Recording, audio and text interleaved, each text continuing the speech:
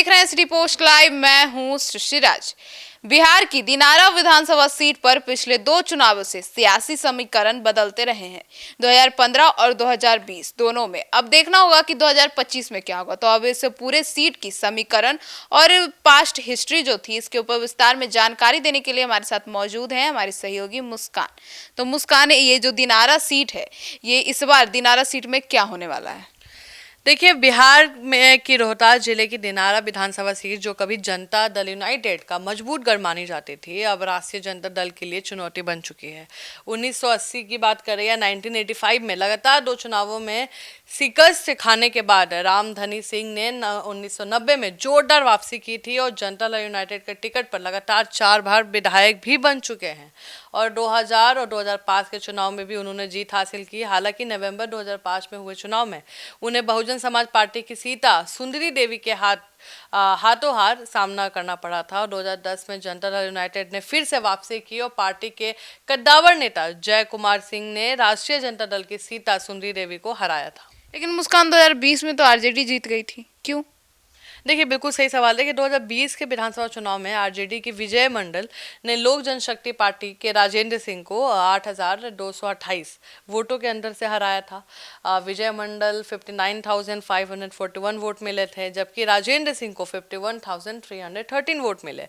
तो इस चुनाव में कुल 34% के आसपास का मतदान हुआ था। राजेंद्र सिंह एलजेपी के टिकट पर चुनाव मैदान में थे, उनकी वजह से आरजेडी को सफलता मिली, लेकिन महज 8,000 वोट से ही।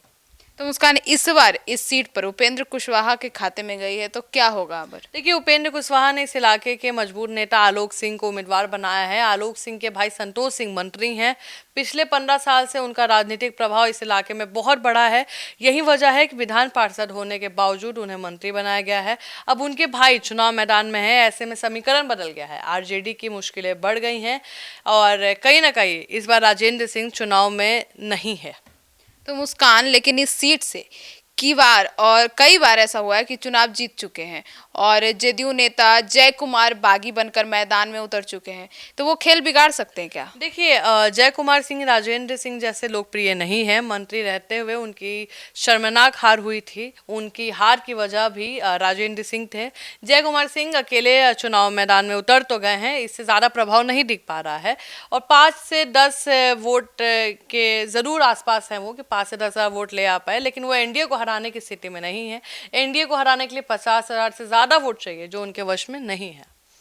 तो मुस्कान, मतलब इस सीट पर कुल मिलाकर क्या होने वाला है?